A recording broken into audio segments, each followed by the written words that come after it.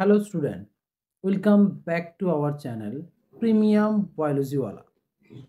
Premium বায়োলজিওয়ালায় তোমাদের ANM এবং জিএনএম এর যে কোশ্চেন আনসার পর্বগুলো চলছিল, আজকে আমরা তার সেট নম্বর 3 অর্থাৎ 3 নম্বর সেট আমরা নিয়ে চলে এসেছি। অর্থাৎ প্রাণী হরমোন যেগুলো আছে, আমরা ফার্স্ট 1 এবং 2 এর মধ্যে কী করেছি, চলন গমন এবং উদ্ভিদ হরমোনগুলো করেছি। সেট 3তে আজকে কী করেছি, প্রাণী হরমোন থেকে ইম্পর্টেন্ট কিছু কোশ্চেন আনসারগুলো আমরা নিয়ে চলে এসেছি। ঠিক আছে, চলো আমরা দেখে নিই কী কী কোশ্চেনগুলো রয়েছে।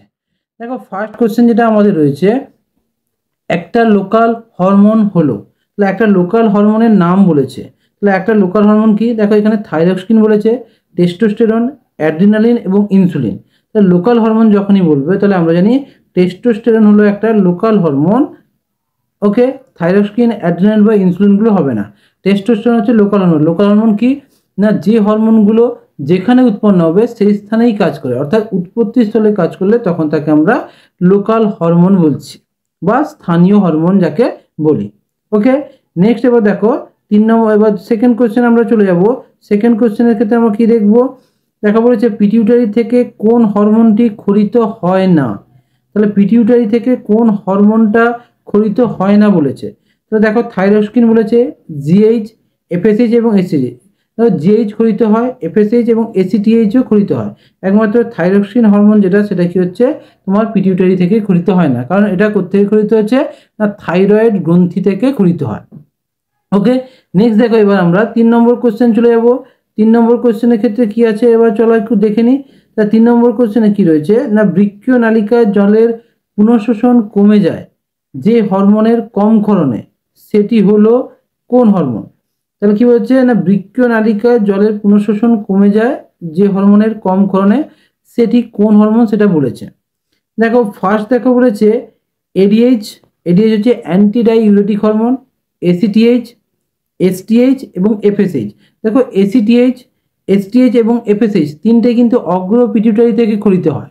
একমাত্র এডিএইচ যেটা বলেছে সেটা কি হচ্ছে পশ্চাৎ পিটিউটারি থেকে ক্ষরিত হয়, এবং সেটা কি করছে না, বৃক্কীয় নালিকায় জলের পুনঃশোষণে সাহায্য করে। তাহলে এই এডিএইচ হরমোনের কম ক্ষরণ হলে যে রোগটা হবে, অর্থাৎ বৃক্কীয় নালিকায় জলের পুনঃশোষণ কমে যাবে।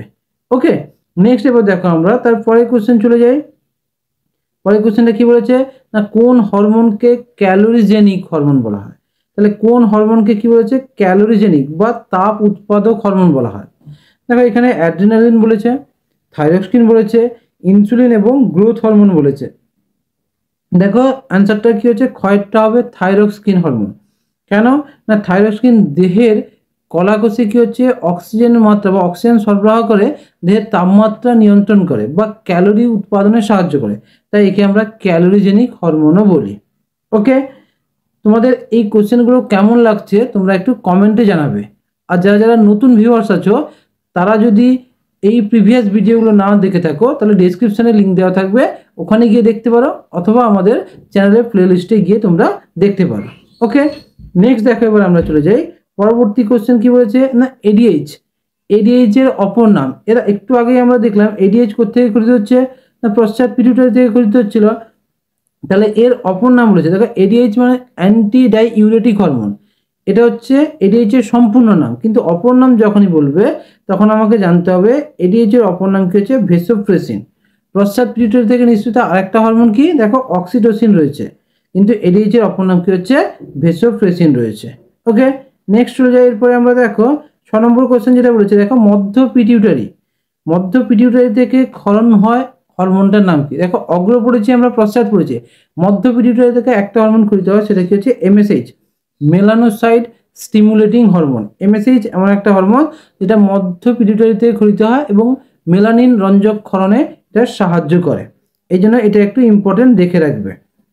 দেখো, নেক্সট আমরা চলে যাই 7 নম্বর কোশ্চেনটা কি বলেছে, হরমোন হৃদস্পন্দন হার বৃদ্ধি করে, রক্তচাপ বাড়ায়। তাহলে দুটো কাজ, হৃদস্পন্দন হার বৃদ্ধি করছে, রক্তচাপ বাড়াচ্ছে।